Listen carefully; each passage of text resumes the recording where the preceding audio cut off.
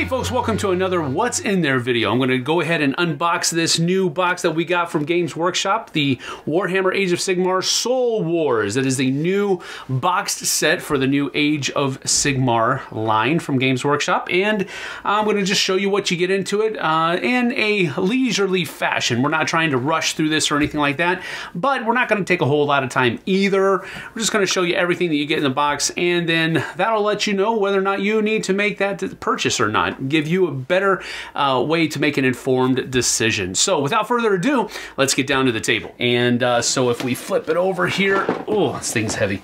You see everything that comes in it. It has, let's see, no less than 52 Citadel miniatures in here. And of course, it gives you a breakdown of all of them that are here.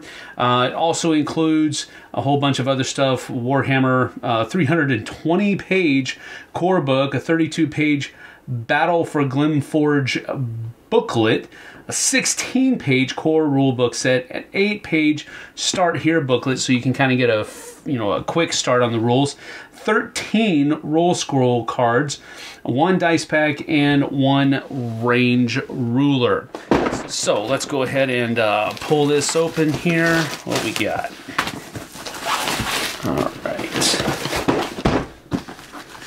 All right, if I'm not mistaken, it's going to be a slip case here. So let's take a look. There we go. And then the box comes here. This is, I believe, all the miniatures. We'll take a look at that in just a few moments. Here, wow, look at that core book. Man, let's set this to the side. There's more stuff in there. So here is the core book here, and that's a pretty cool. It's a female Stormcast Eternal on the front there. So not bad at all. Wow, this is a really nice book, by the way. I know probably the pictures are not doing it justice, but this is really nice. And of course you have all of the what you would expect, nice layouts and all that kind of stuff. Whole bunch of fluff as we go through this, painting guides and building guides for everything. So the tale of eons, the Age of Mist. All right, so again, a lot of cool stuff that's going on here. Ooh, that's a neat picture. So the forces of order, first of all, are the Stormcast Eternals, and of course different chapters that are going to be in there. Then you have the Fire Slayers, the Dwarves. Yeah. So they're pretty cool as well. Then you have the Caradon Overlords. I don't know much about these guys, but they look pretty cool. The Sylvaneth, the Daughters of Cain. Interesting. The Idoneth Deepkin, or the Idoneth Deepkin. I don't know how that word is pronounced, but one of those is probably correct. The Seraphon. Oh, those guys look cool.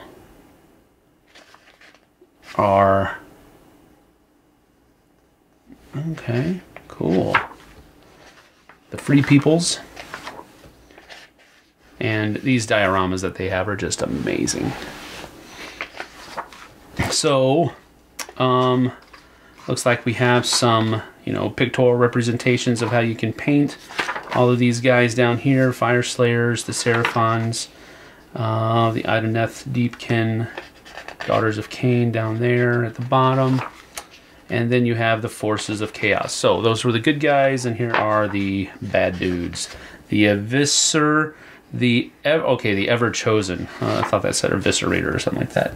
Slaves to Darkness, Khorne, the Tzeentch. Again, I probably didn't pronounce that correct either. Nurgle, the Slaanesh, Skaven, yeah, rats are rats. Creatures of Chaos, the Brayherds and Warherds. Again, just really cool dioramas, pictorial representations of how you can paint all of those different kinds of chapters in there.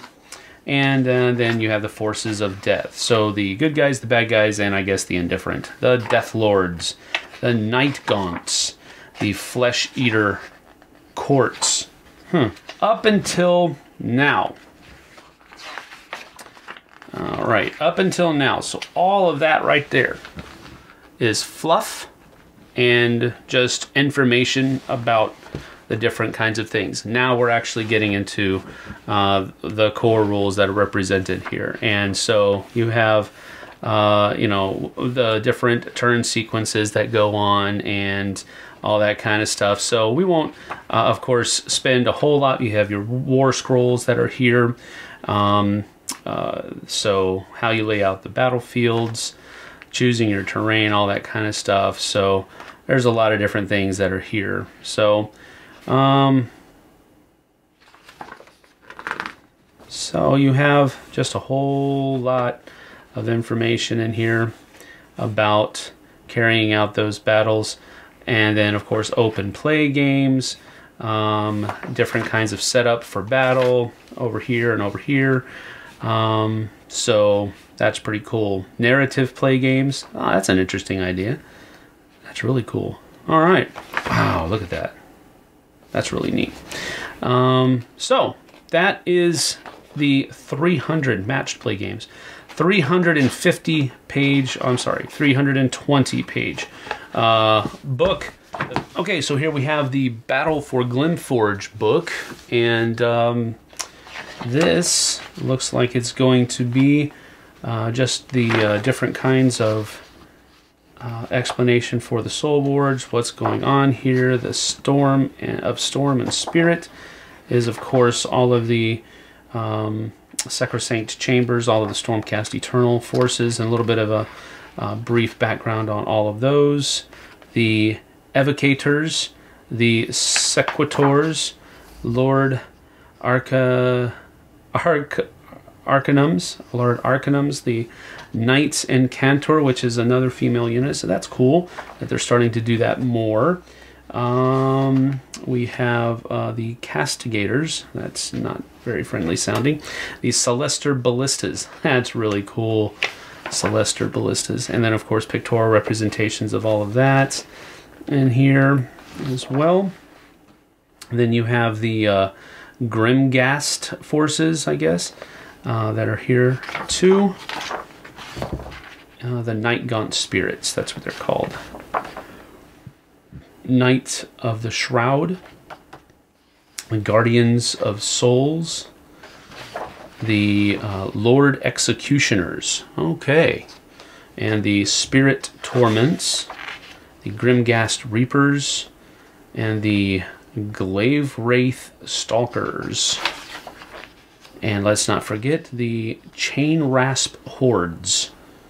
Okay, well. And then we have the Start Here book. This is the Quickstart Rules that are going to help you get a jump start on the actual game. It's going to give you just the basic overview of each of the different kinds of armies, and then you have a very brief starting play, different kinds of battle plans that can be in here, and so forth and so on. All of these things that you need to play, and then you can go into the first battle plan here, which is First Blood. Takes you through setup and what you need to do to actually win. So that is the Start Here book to kind of ease you into the core rules.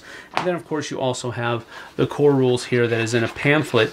We probably saw these also in the big book over there, but this is a smaller book, a little bit more manageable when you're playing the game, so you can thumb through everything. So we won't go through this as slowly as we did some of these other things, but as you can see, it does give you some good ideas, and of course shows you how to play. There's that First Blood scenario again, different battle plans that will be out there.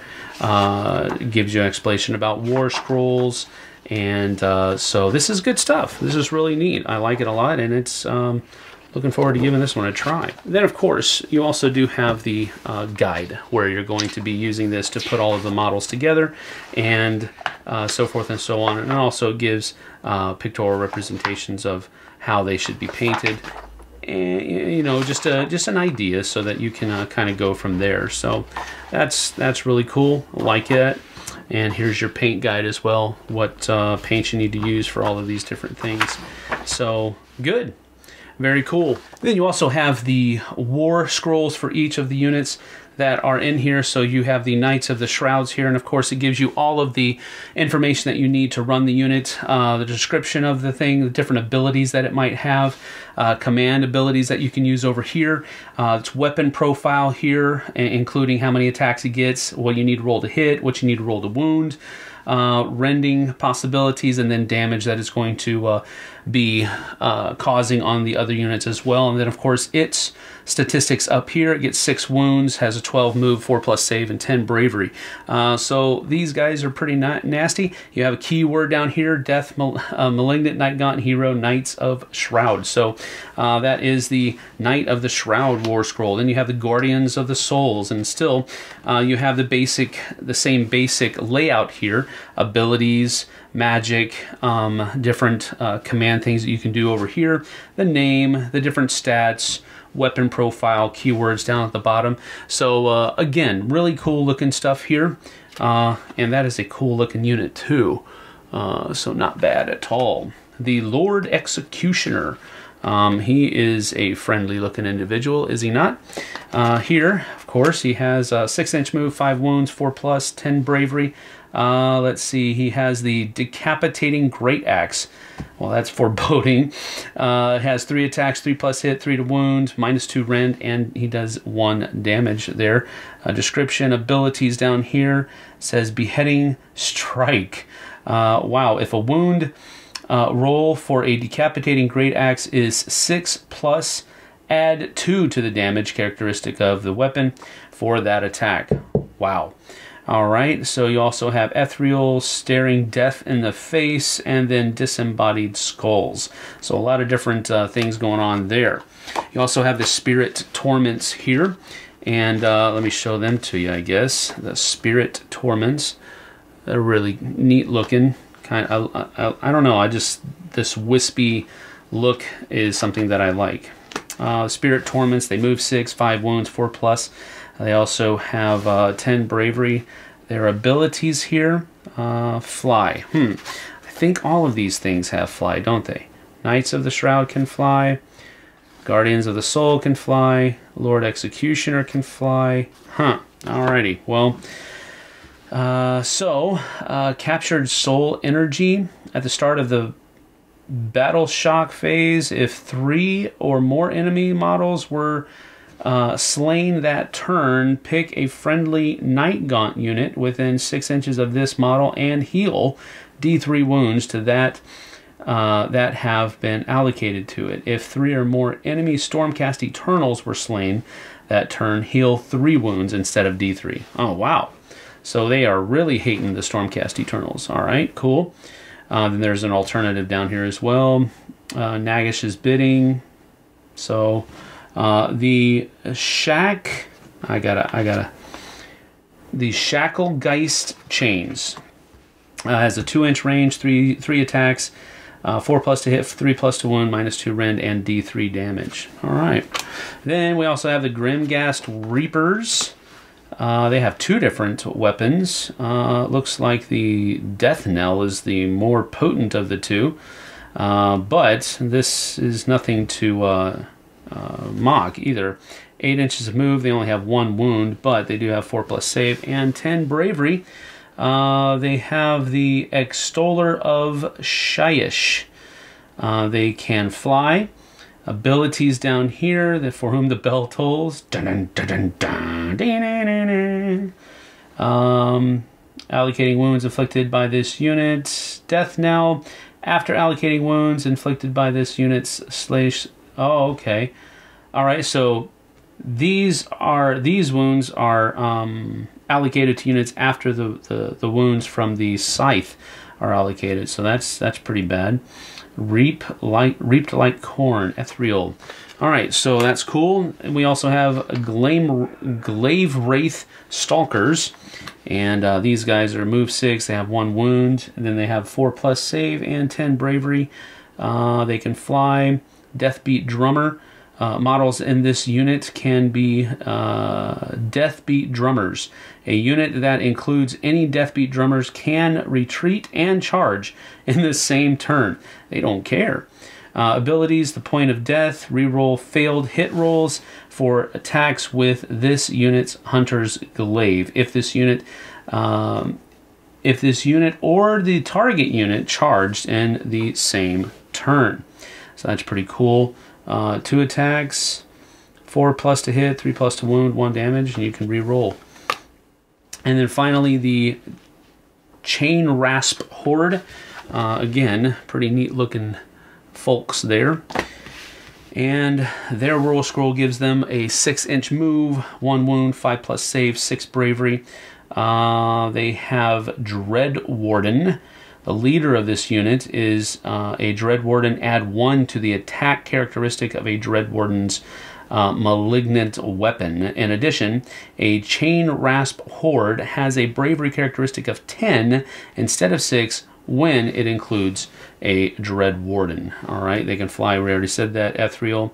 You ignore modifiers, positive or negative, when making save rolls for this unit.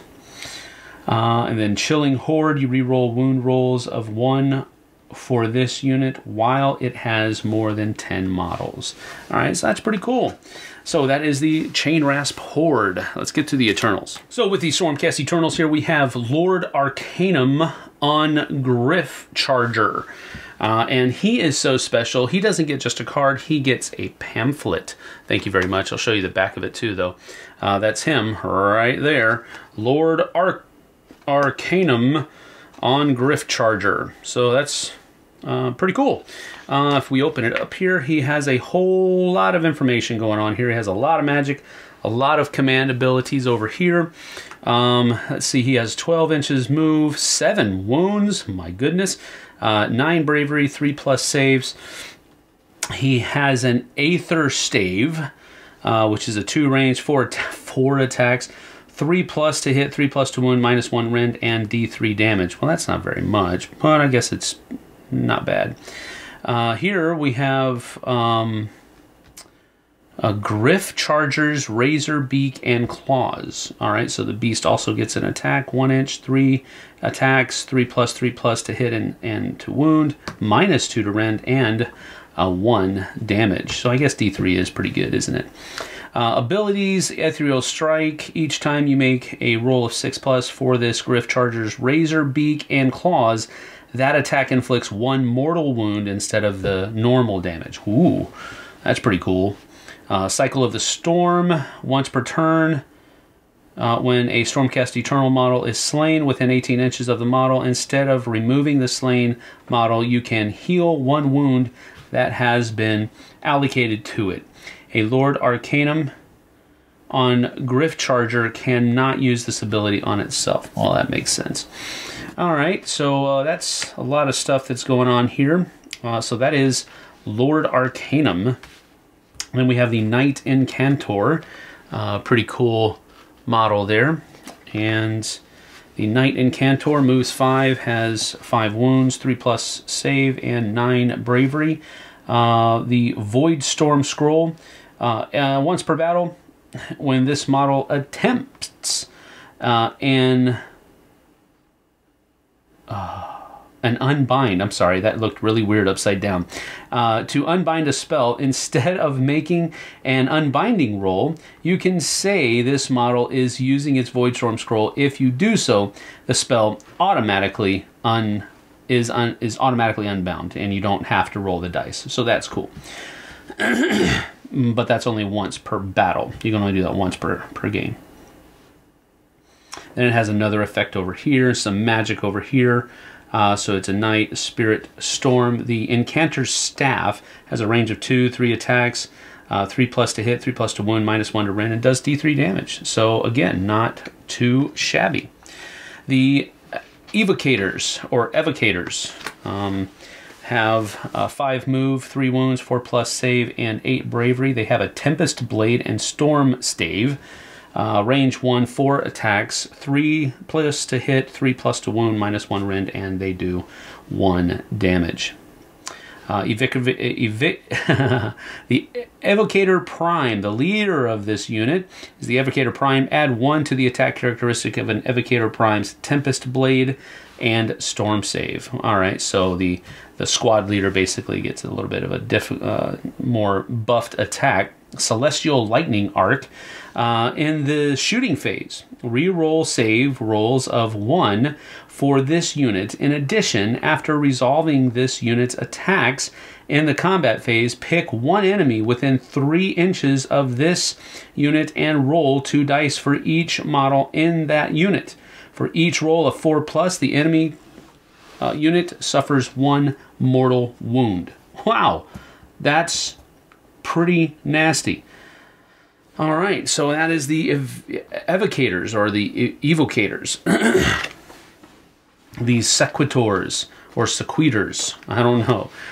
You guys are probably laughing at me. That's fine. 5+ move, 2 wounds, 4+ save, 7 bravery. They have the Storm Smite Maul and the Storm Smite Great Mace. So that's pretty neat. They both have range 1, 2 attacks, 3+3+ to wound hit, -1 rend on the Great Mace, as well as 2 damage and 1 damage on the Maul. So these are pretty cool. Of course, you have a leader of the group that will add 1 to the attack's characteristics, and then you have these different abilities down here. So that's pretty cool as well. The Castigators, pretty cool ranged unit it looks like here. And they also do, wow, yeah, they have a missile weapon, the the Thunderhead Great Bow, range of 18 inches, 1 attack, 3+3+, -1 and 1 damage, and then you have the Great Bow's Heavy Stock. So that's pretty cool. Castigator Prime, it gets 2+ instead of a 3+ for the hit characteristics. So the leader of the Castigators gets a little bit easier to hit roll there. All right, and then you have the Celestar Ballistas. These are very cool looking. Those are just really neat looking units. And you have they have a 3-inch move, 7 wounds, 4+ save, and then save at 7 bravery. They have a 36-inch range for a single shot, but then you can also rapid fire at 18 inches, which gives you 4 attacks, +5, 5+ to hit, 3+ to wound, -2 rend, and 1 damage. 3+ to wound on that single shot. So I guess that's, you know, you're really picking it out here. And then you have the Sigmarite blades for melee weapons, which have 4 attacks, 4+, 4+, and 1 damage there. So that's pretty cool. Very, very neat. I like that artillery style weapon there. And so now this is the point, I believe, at which you guys have been wanting to see all of the beautiful plastic that is in here. Looks like this is going to be a lot of models, and it looks like they're actually putting pegs in the bottom of their bases now. That's cool. So we're gonna have pegs here that will help them stand in those things a little bit better. So we have a whole bunch of plastic going on here. Of course, the different sprues that come on here. I'm going to be doing another video for these to show you how these guys go together. Here's that Griff Charger for Lord Arcanum. So that's pretty cool. And then all the different Sigmarites that are here. So that looks neat. And it looks like these aren't going to be too difficult to put together. It looks like these are coming in about, well, I don't know, maybe 3 to 5 different pieces. I don't know. We'll see. We'll go over that in the other video, of course. But you have, oh, wow, a little ballista thingy here. That's really neat. So that is that for the Warhammer Age of Sigmar Soul Wars that is just now available from Games Workshop. So you can see everything that it comes in there. I am going to be doing another video where we're going to be putting some of those models together, and then of course we're going to try to play through it as well. So be on the lookout for those in the future, and until then, hopefully this has given you enough information to make a better informed decision on whether or not you're going to pick up this boxed set. So hey, we'll see you guys and gals on the flip side.